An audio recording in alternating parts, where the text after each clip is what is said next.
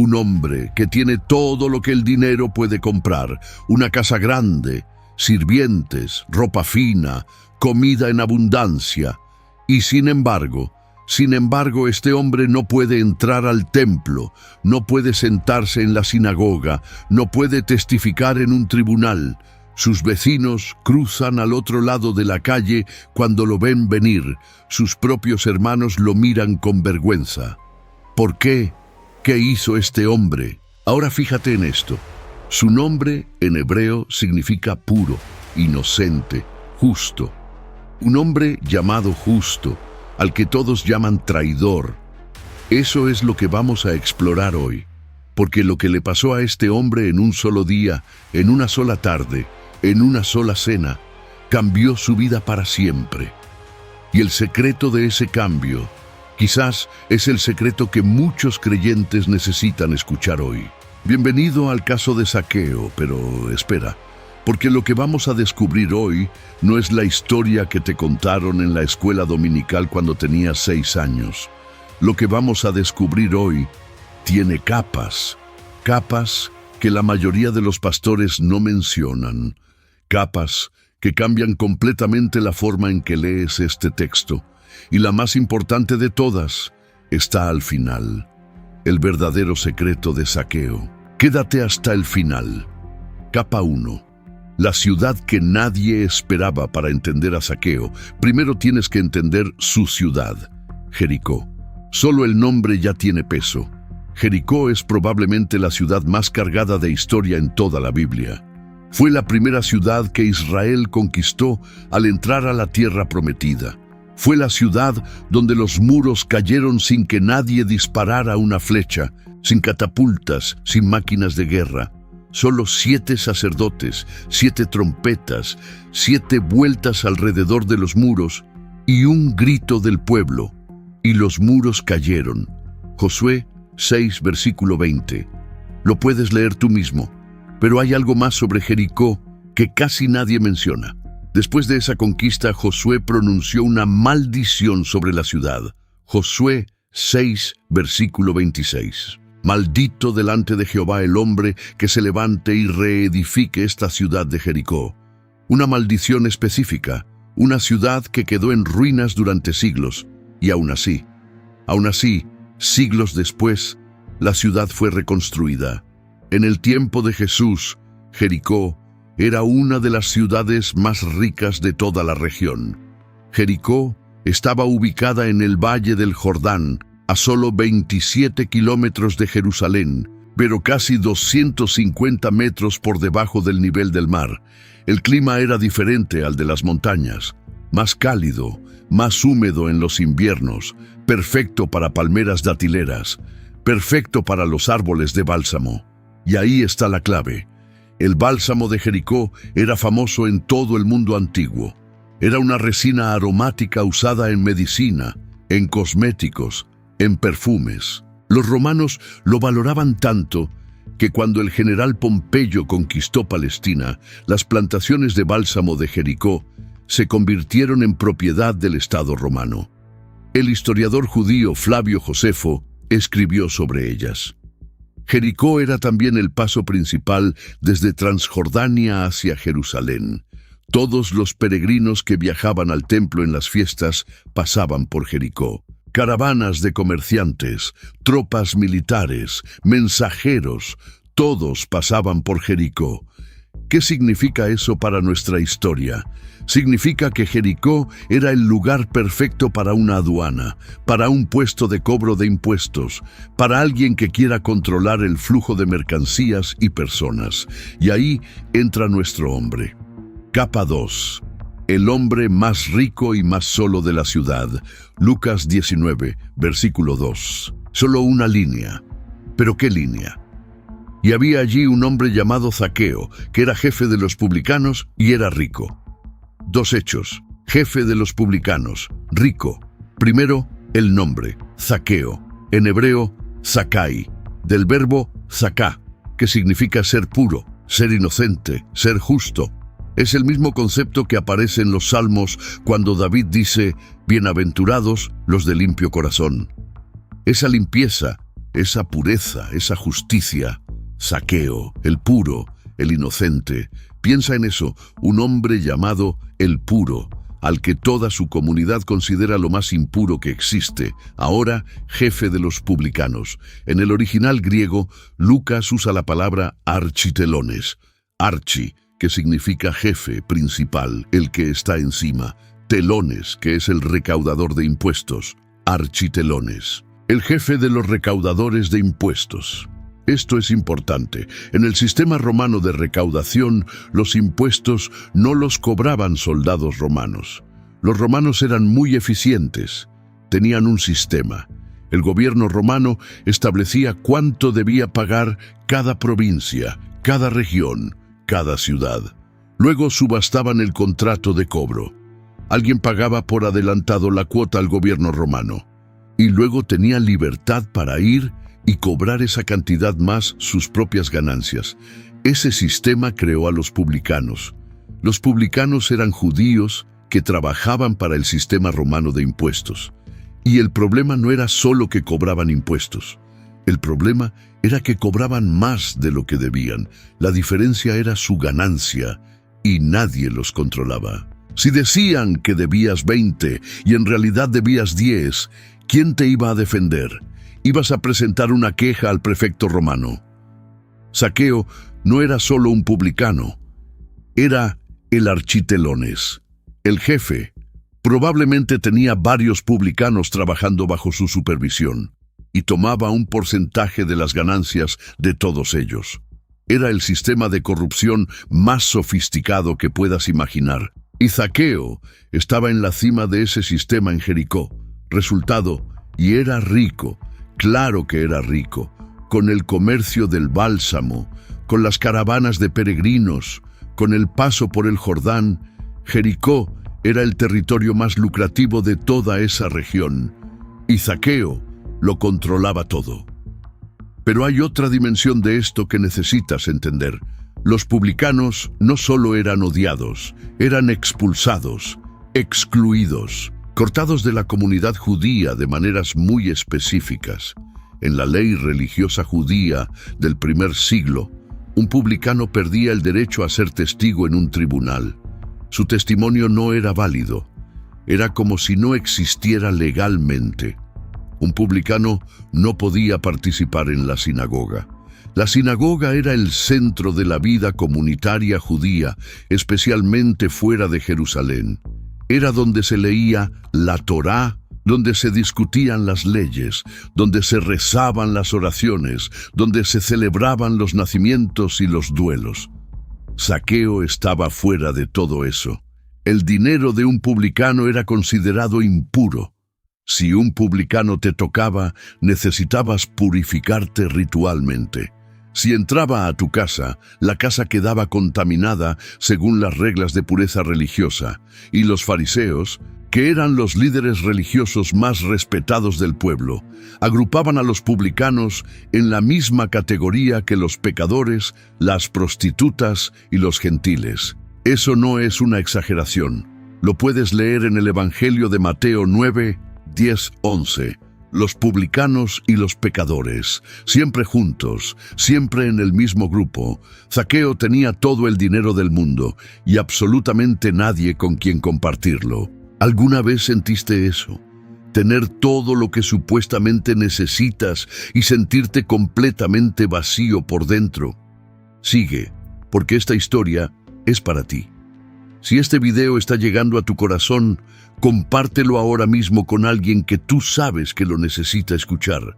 Hay personas en tu familia, en tu trabajo, en tu círculo, que están exactamente donde estaba Zaqueo. Ayúdame a que este mensaje llegue a ellos. Capa 3. El día en que Jesús entró a Jericó, Lucas 19, versículo 1. Habiendo entrado Jesús en Jericó, iba pasando por la ciudad. Fíjate en el contexto de este momento. En el Evangelio de Lucas, esto es el final del viaje de Jesús. Desde el capítulo 9, Lucas ha estado registrando el camino de Jesús hacia Jerusalén.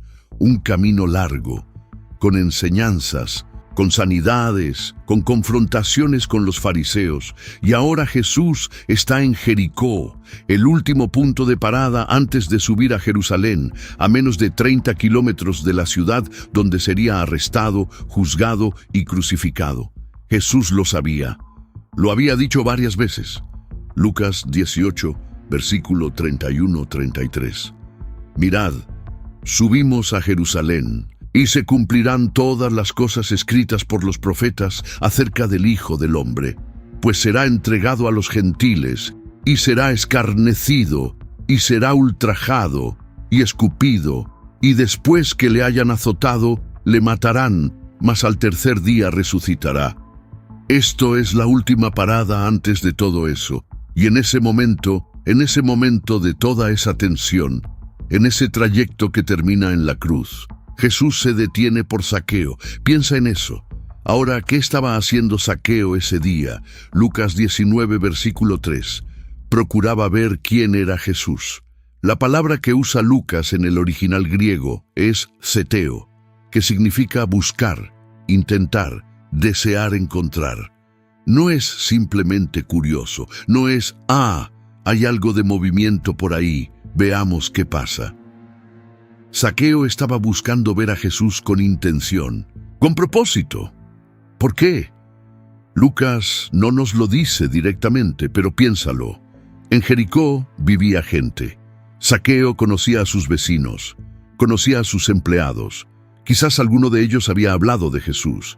Quizás alguien le había contado que Jesús no rechazaba a los publicanos, que había llamado a Mateo, el recaudador de impuestos, a ser uno de sus discípulos, que había comido con pecadores. Quizás Zaqueo había oído eso, y algo en él quería ver si era verdad. Un hombre poderoso, un hombre rico, un hombre odiado, queriendo ver a Jesús, y no podía. Lucas 19, versículo 3. Pero no podía a causa de la multitud, pues era pequeño de estatura. Dos obstáculos, la multitud y su estatura. Ahora aquí hay algo que la mayoría de las personas pasan por alto. Estamos tan acostumbrados a leer este verso que ya no lo sentimos.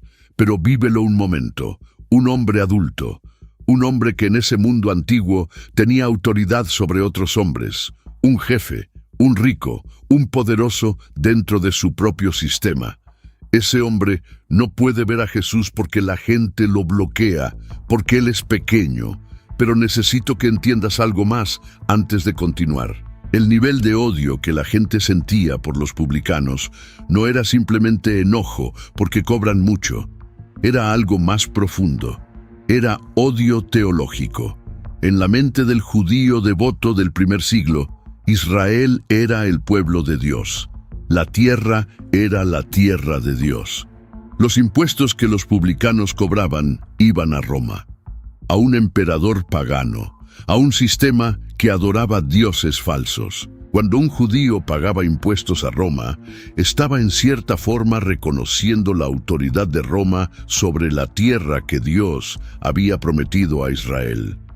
Y los publicanos eran los que facilitaban ese sistema.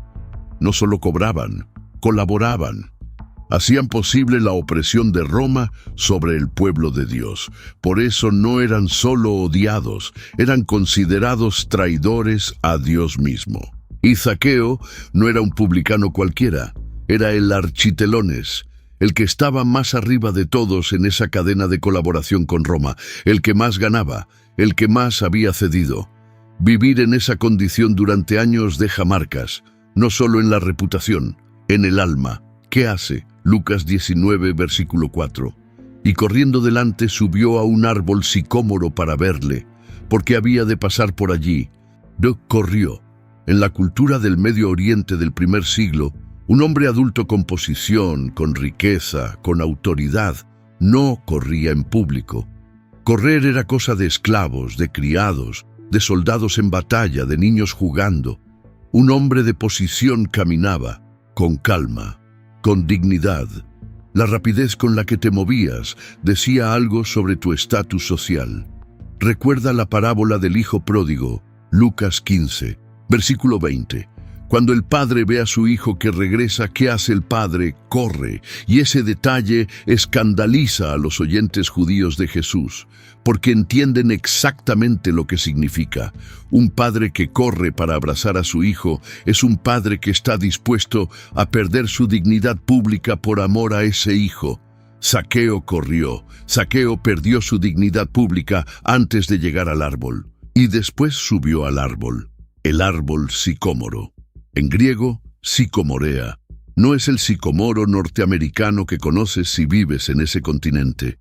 El árbol sicómoro de Jericó, la Ficus sicomorus, es un árbol de higuera silvestre que crece en climas cálidos. Tiene un tronco grueso con ramas bajas y amplias, fácil de subir, pero sus frutos son pequeños e insípidos.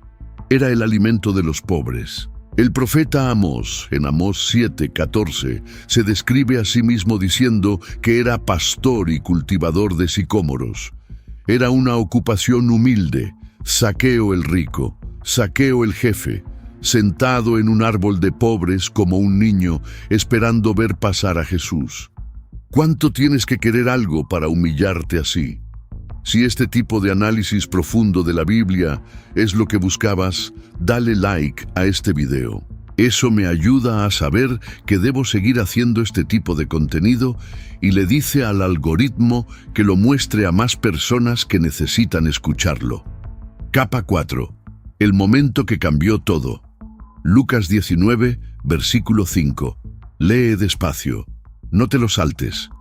Cuando Jesús llegó a aquel lugar, mirando hacia arriba, le vio y le dijo: Zaqueo, date prisa, desciende, porque hoy es necesario que pose yo en tu casa.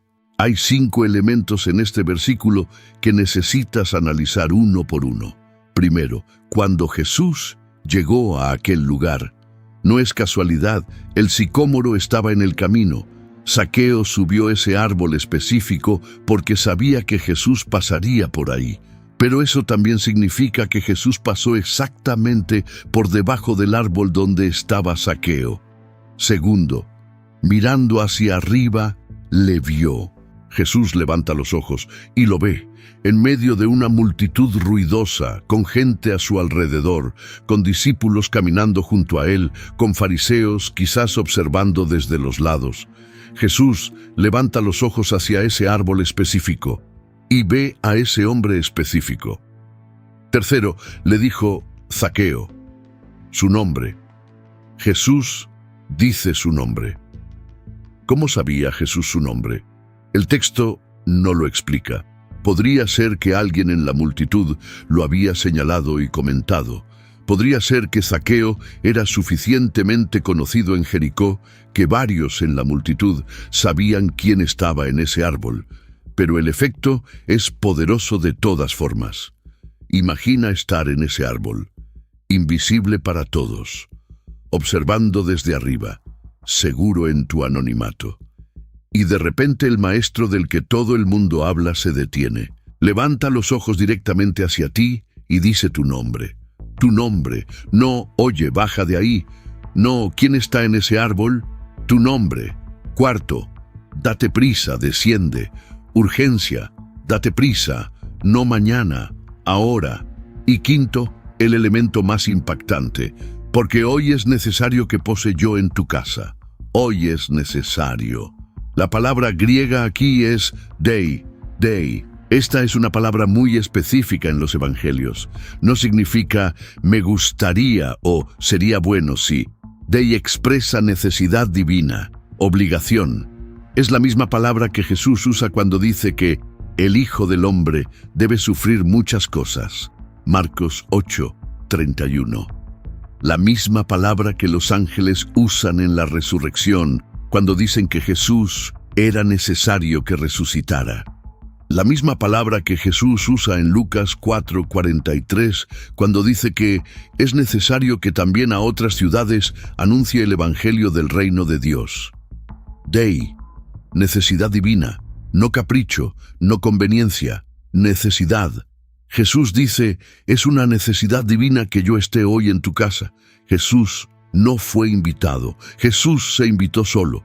y no como una sugerencia, sino como una declaración. ¿Y a la casa de quién? A la casa del hombre más odiado de Jericó. En la cultura de Medio Oriente del primer siglo, comer en la casa de alguien, estar como huésped en esa casa, era un acto de comunión profunda. No era como hoy que alguien te invita a comer y es algo normal. En esa cultura, comer con alguien significaba aceptación, solidaridad, alianza. Significaba que los unía algo. Los fariseos lo entendían perfectamente, por eso se escandalizaban cuando Jesús comía con pecadores. Jesús, con esa frase, le estaba diciendo a Zaqueo: te acepto, quiero estar contigo, eres importante para mí, públicamente, frente a todos. Capa 5. Las dos reacciones. Lucas 19, versículo 6. La reacción de Zaqueo. Entonces él descendió aprisa y le recibió gozoso. Aprisa, la misma urgencia. No espera, déjame ordenar la casa. No, dame un momento que hablo con mi esposa. Aprisa y con gozo. La palabra griega para gozo aquí es chairo, que implica alegría activa, alegría que se expresa, no solo que se siente por dentro. Zaqueo estaba radiante. Ahora fíjate en el contraste. Lucas 19, versículo 7, la reacción de todos los demás. Al ver esto, todos murmuraban, diciendo que había entrado a posar con un hombre pecador. Todos. Ahí no hay un grupo reducido de fariseos amargados en la esquina. El texto dice todos, toda la multitud que había salido a ver a Jesús, que lo aclamaba, que lo seguía. Todos murmuraban. La palabra griega para murmurar aquí es diagongizo. Es una palabra fuerte, queja activa, protesta. No solo comentario entre dientes, protesta abierta. Ha entrado a posar con un hombre pecador. Fíjate en algo, no dicen con el jefe de los publicanos, no dicen con el recaudador de impuestos, dicen con un hombre pecador, como si su categoría ya estuviera establecida, como si no necesitara nombre, era simplemente el pecador. Y Jesús entra a su casa. Esto no era la primera vez. En Lucas 5:30, los fariseos y escribas protestan con los discípulos diciendo: ¿por qué coméis y bebéis con publicanos y pecadores? En Lucas 15:2, los mismos líderes religiosos dicen: este a los pecadores recibe y con ellos come. Y aquí, en Lucas 19:7, es la tercera vez que el Evangelio de Lucas registra esta misma queja contra Jesús. 3 veces, el mismo patrón, la misma protesta, y cada vez Jesús lo hace de todas formas. ¿Por qué 3 veces? Lucas quiere que entiendas algo. Esto no era un error de Jesús. No era que Jesús no supiera lo que estaba haciendo. Era una decisión deliberada, repetida, consistente. Jesús elegía deliberadamente comer con los que el sistema religioso había rechazado. Capa 6. Lo que pasó en esa cena. Lucas no nos da los detalles de la cena. No sabemos cuánto tiempo estuvieron juntos. No sabemos qué comieron. No sabemos de qué hablaron. Esa conversación está guardada entre Zaqueo y Jesús. Pero sí sabemos lo que salió de esa cena. Lucas 19, versículo 8. Entonces Zaqueo, puesto en pie, dijo al Señor: He aquí, Señor, la mitad de mis bienes doy a los pobres, y si en algo he defraudado a alguno, se lo devuelvo cuadruplicado. Vamos despacio. Puesto en pie. Zaqueo se pone de pie. En el contexto de una cena en aquella cultura, donde se reclinaba en el triclinium, levantarse tenía peso. Era un gesto de declaración formal. He aquí, Señor. Modo de introducir una declaración solemne. Estoy a punto de decir algo importante. La mitad de mis bienes doy a los pobres. La mitad, no el diezmo. No el 10% que la ley exigía. La mitad.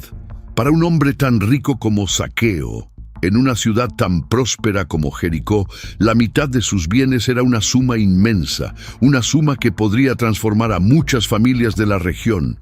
Y lo está dando, no prometiendo que lo hará si se le presenta la oportunidad. Lo está dando.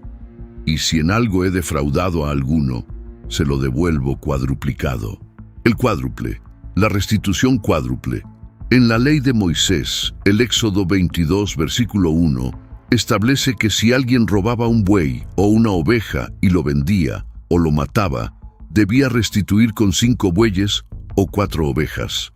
La restitución cuádruple era la máxima restitución que la ley exigía y se aplicaba en los casos más graves. ¿Qué hace Zaqueo? No espera que le presenten cargos, no espera que le construyan un caso legal. Él mismo ofrece la restitución máxima de manera voluntaria para cualquiera que hubiera sido defraudado. Esto es extraordinario. Y ahora fíjate en lo que no pasó. Jesús no le pidió que diera el 50%. Jesús no predicó un sermón sobre Malaquías 3, donde Dios les dice a los israelitas: traed todos los diezmos al alfolí. Jesús no le mostró a Zaqueo una tabla de restitución de la ley mosaica y le exigió que cumpliera. No hubo promesa de prosperidad material. No hubo amenaza de juicio si no daba. Solo hubo una cena. Solo hubo presencia. Solo hubo aceptación. Y de eso brotó esto. El profeta Ezequiel, en el capítulo 36, versículo 26, registra una promesa de Dios.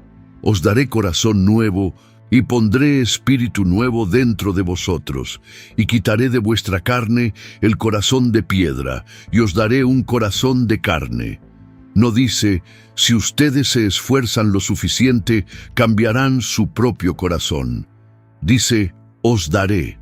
Es un regalo, es algo que viene de afuera hacia adentro. Eso es lo que pasó en esa cena. Zaqueo encontró algo que no puede comprarse con dinero, algo que ninguna cantidad de riqueza pudo darle en todos los años que llevaba acumulando, y de ese encuentro brotó algo nuevo. Capa 7. Las palabras más poderosas del texto, Lucas 19, versículo 9 y 10.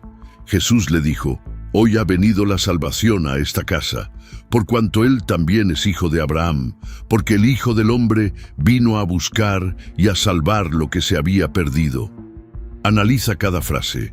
Hoy ha venido la salvación a esta casa, hoy, no cuando Zaqueo termine de devolver todo el dinero, no cuando haya demostrado durante 6 meses que ha cambiado, no cuando los líderes religiosos de Jericó verifiquen que merece ser rehabilitado.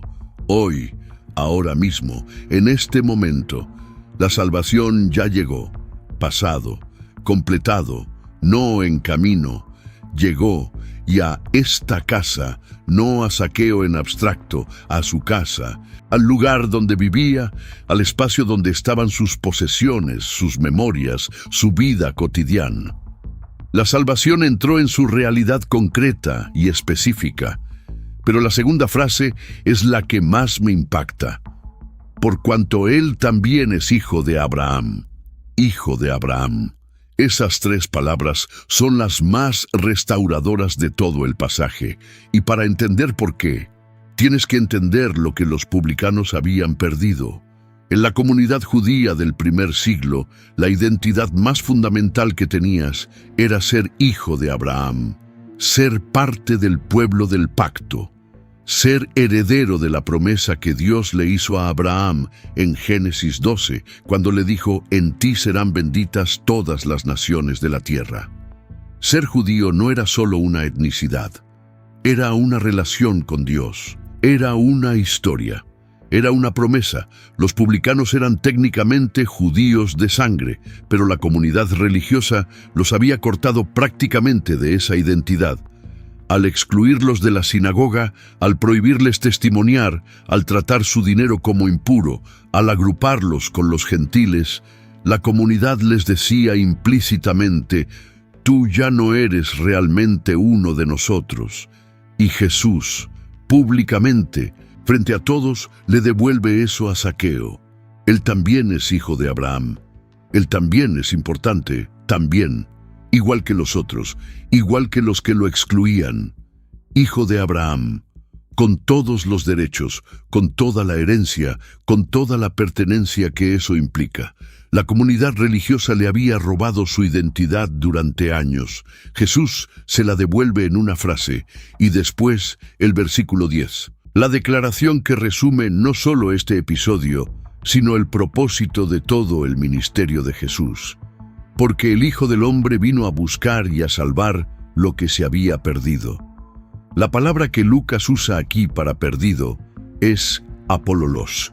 El participio del verbo apolimi, que significa perderse completamente, estar en un estado de pérdida. Es exactamente la misma palabra que aparece en las 3 parábolas del capítulo 15 de Lucas. La oveja perdida, la moneda perdida, el hijo perdido. La oveja no tenía forma de encontrar sola el camino de regreso. La moneda no podía buscarse a sí misma. El hijo pudo haber muerto en aquella tierra lejana si el padre no hubiera corrido a su encuentro. Y Zaqueo era la oveja perdida en el árbol sicómoro de Jericó. Era la moneda extraviada en el suelo de una ciudad corrupta. Era el hijo que pensaba que había ido demasiado lejos como para poder volver. Y Jesús lo fue a buscar. No esperó que Zaqueo se arreglara primero. No esperó que pagara sus deudas antes de hablarle. No le puso condiciones. Lo vio, lo llamó por nombre, quiso estar con él. Y eso lo cambió todo. Capa 8. El secreto aquí está. Aquí está el secreto de Zaqueo que todo creyente debería saber. Y no es una fórmula de 5 pasos. No es una técnica de vida cristiana. Es algo más fundamental que todo eso. Zaqueo no cambió para que Jesús lo aceptara. Jesús lo aceptó y por eso Zaqueo cambió. Esa diferencia, esa sola diferencia, lo cambia todo. Hay una forma de entender el Evangelio que funciona así. Yo tengo que arreglarse, tengo que dejar mis malos hábitos, tengo que ser mejor persona, tengo que cumplir más, pecar menos, orar más, fallar menos. Y cuando haya progresado lo suficiente, cuando sea lo suficientemente bueno, entonces podré acercarme a Dios con confianza. Entonces podré sentir que pertenezco. Entonces podré sentarme en la primera fila sin sentirme un impostor. ¿Reconoces esa voz? Muchos creyentes llevan años, décadas, viviendo bajo esa voz, trabajando, esforzándose, prometiendo hacerlo mejor la próxima vez, sintiéndose culpables cuando fallan, y nunca terminan de sentir que son suficientemente buenos como para que Dios los quiera de verdad. Zaqueo nos muestra que esa voz está equivocada. Míralo. Cuando Jesús lo llama, Zaqueo todavía es el jefe de los publicanos, todavía tiene en su casa el dinero que robó, todavía es el hombre más odiado de Jericó. No ha cambiado nada, no ha prometido nada, no ha dado un solo paso hacia la transformación. Y Jesús lo llama y quiere estar en su casa. La aceptación no fue la recompensa por el cambio. La aceptación fue el origen del cambio. Esto tiene un nombre en la teología cristiana, aunque no necesitas ese nombre para entenderlo. El apóstol Pablo lo expresa perfectamente en Romanos 5, versículo 8. Mas Dios muestra su amor para con nosotros, en que siendo aún pecadores, Cristo murió por nosotros. Siendo aún pecadores. No después de mejorarse, no después de arrepentirse. No después de prometerse a ser mejor, siendo todavía pecadores. El amor de Dios no espera que seamos buenos para amarnos. El amor de Dios nos alcanza exactamente donde estamos y desde ahí nos transforma. ¿Cuántas personas conoces que están esperando estar listos para acercarse a Dios? ¿Cuántas personas que dejaron de ir a la iglesia porque se sienten demasiado sucias, demasiado fallidas, demasiado lejos? ¿Cuántas que dicen, cuando deje de hacer esto, cuando supere aquello, cuando sea diferente, entonces sí? Zaqueo estaba en el árbol, todavía en el árbol, todavía con todo su pasado intacto, y Jesús lo llamó ahí mismo, no después del árbol, en el árbol. ¿Y dónde estás tú? Porque tal vez hoy no estás en un árbol de sicómoro en Jericó. Pero hay algo en tu vida que es tu árbol. Hay algo desde lo que observas de lejos. una distancia que mantienes entre tú y Dios porque piensas que primero tienes que resolver algo, que primero tienes que cambiar algo, que primero tienes que ser diferente. Quizás llevas años en ese árbol. El secreto de Zaqueo es que no necesitas bajar ya transformado. Necesitas bajar, simplemente bajar, porque el que espera abajo ya sabe tu nombre. Si este canal te está ayudando a ver la Biblia de una manera diferente, suscríbete ahora. Cada semana subimos un nuevo video que va a las capas profundas de las Escrituras, porque la palabra de Dios tiene mucho más de lo que parece a primera vista. El botón de suscripción está justo debajo. Capa 9. Lo que tu nombre significa. Vuelve al nombre un momento. Zaqueo. El puro, el inocente, el justo. ¿Crees que su madre, cuando le puso ese nombre, imaginó que su hijo terminaría siendo el hombre más odiado de Jericó? ¿Crees que algún día, cuando era niño y aprendía la Torá en la sinagoga, Zaqueo pensó que terminaría excluido de esa misma sinagoga? Hay una distancia entre el nombre que llevas y la persona en que te has convertido. Hay una distancia entre lo que fuiste creado para ser y las decisiones que tomaste en el camino. Esa distancia puede hacerse tan grande que parezca imposible de cruzar. Pero Jesús cruzó esa distancia. Caminó hasta el árbol de Jericó, levantó los ojos y vio no solo al jefe de los publicanos, sino al Zaqueo original, el que su madre vio cuando lo tuvo en brazos, el puro, el que podía ser. Y le dijo: «Hoy ha venido la salvación a esta casa, por cuanto él también es hijo de Abraham». Jesús le devolvió su nombre original, no solo su nombre en hebreo, su identidad real, su pertenencia, su lugar en la historia de Dios. Eso es lo que la gracia hace. No solo te perdona, te restaura, te devuelve lo que el camino te quitó. El rey David lo entendió. En el Salmo 23 escribió: «Me guiará por sendas de justicia por amor de su nombre». No por amor de mi nombre, por amor del nombre de Dios. Dios restaura porque eso es quien Él es, no porque lo hayas ganado. El profeta Isaías lo expresó así, en Isaías 43, versículo 1. «No temas, porque yo te redimí, te puse nombre, mío eres tú. Te puse nombre, te conozco por tu nombre, eres mío». ¿Escuchas eso?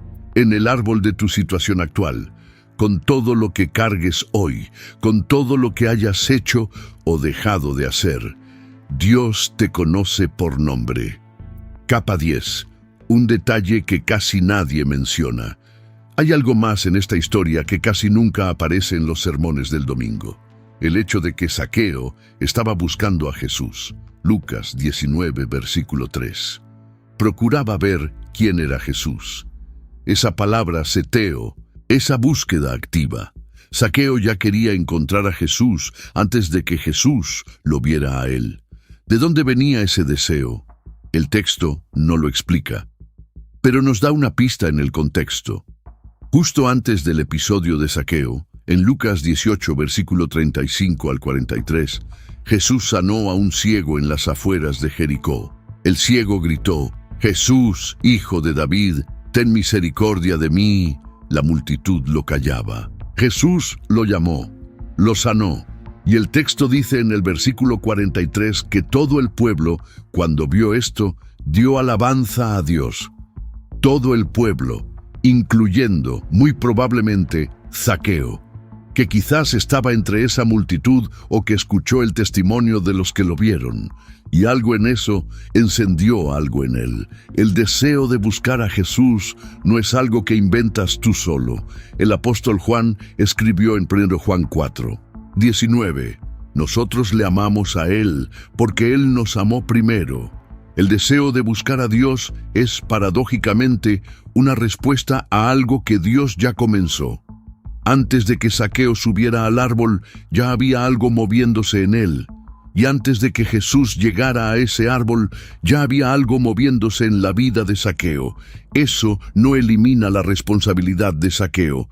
Él tomó la decisión de correr. Él tomó la decisión de subir. Pero el texto nos sugiere que ese impulso venía de algo más profundo que su propia voluntad. El apóstol Pablo lo explica en Filipenses 2, versículo 13.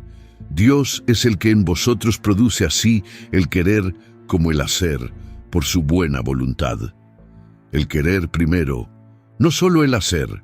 Dios produce en nosotros el deseo antes de producir la acción. Si hoy sientes algo que te lleva a buscar a Dios, si algo en ti quiere más de lo que tienes, si hay un deseo que no puedes explicar del todo, quizás no lo estás inventando tú, quizás alguien ya está caminando hacia el árbol donde estás. Capa 11.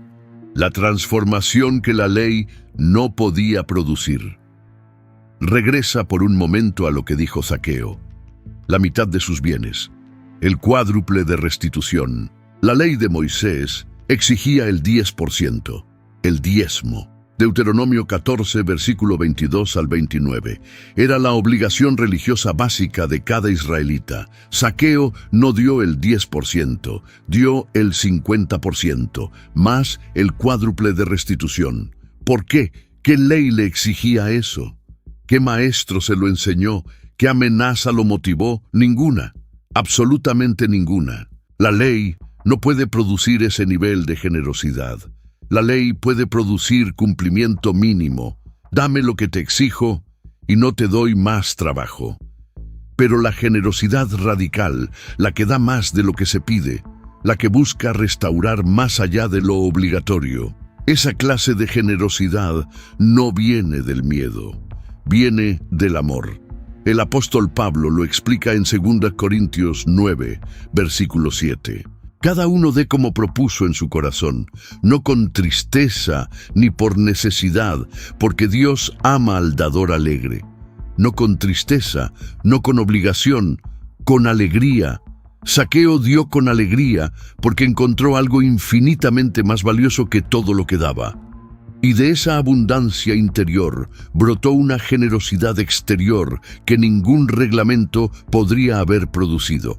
El apóstol Juan lo escribe así en su primera carta, 1 Juan 4, versículos 18 y 19. En el amor no hay temor, sino que el perfecto amor echa fuera el temor, porque el temor lleva en sí castigo, de donde el que teme no ha sido perfeccionado en el amor. Nosotros le amamos a Él, porque Él nos amó primero.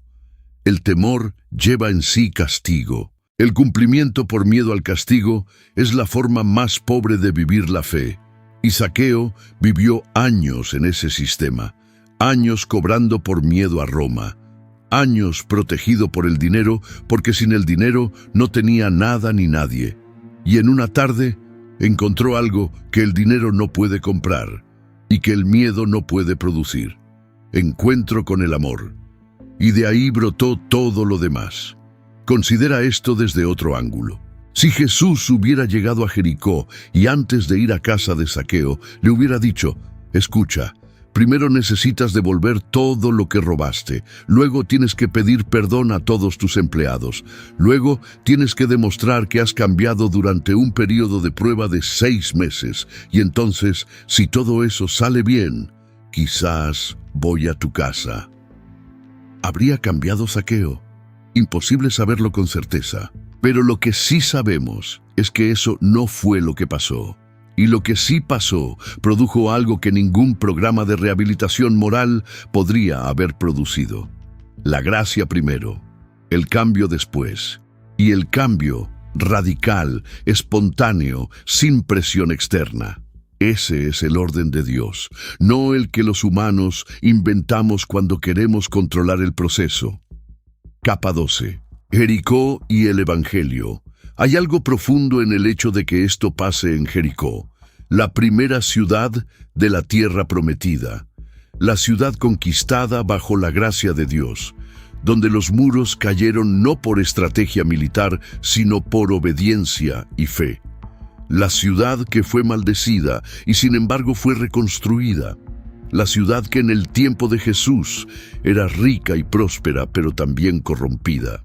Y en esa ciudad de historia tan cargada, Jesús hace lo mismo que hizo Josué siglos antes. Josué entró a Jericó y la conquistó. Pero hay algo más. En Josué capítulo 2, antes de la conquista, Josué envió espías.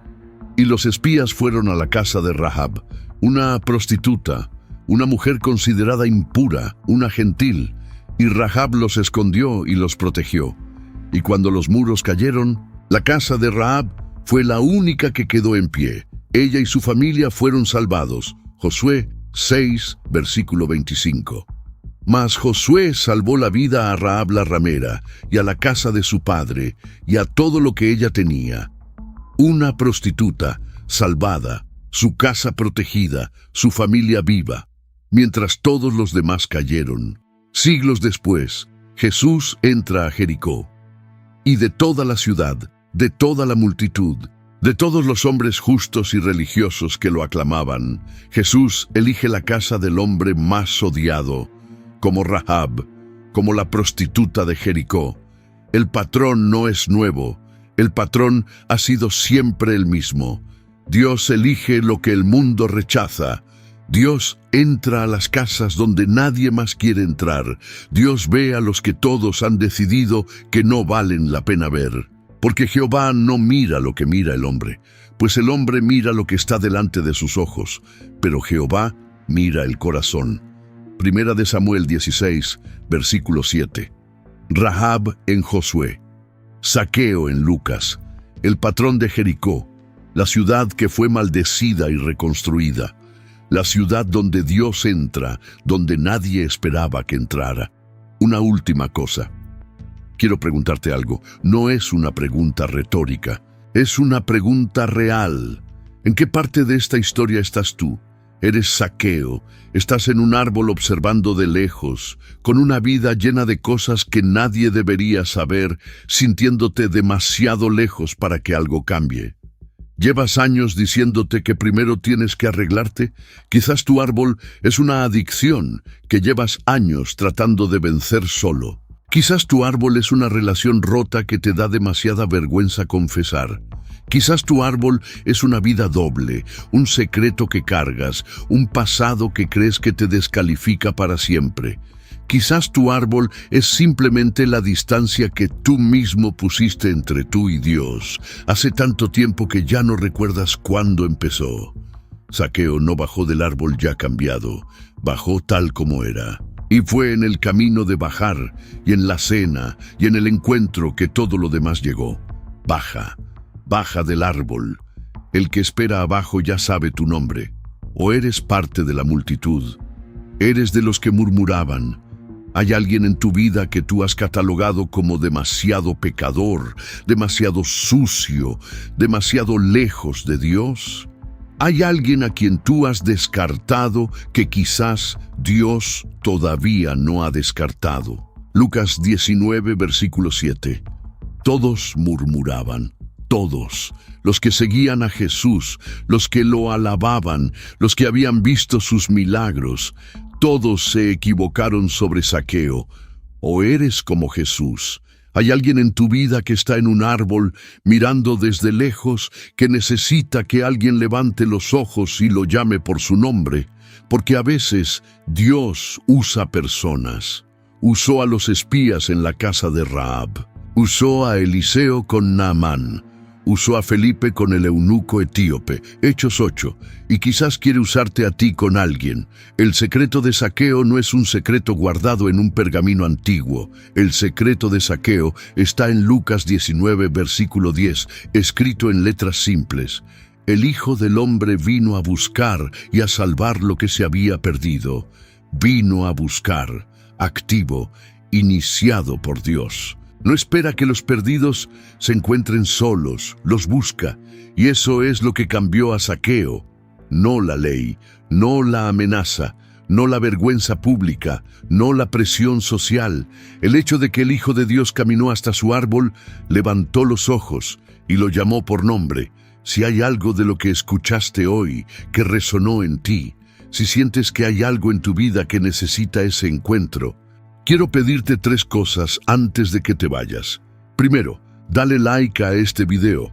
Es una forma pequeña de decir que este contenido vale la pena y me ayuda a seguir creándolo. Segundo, compártelo.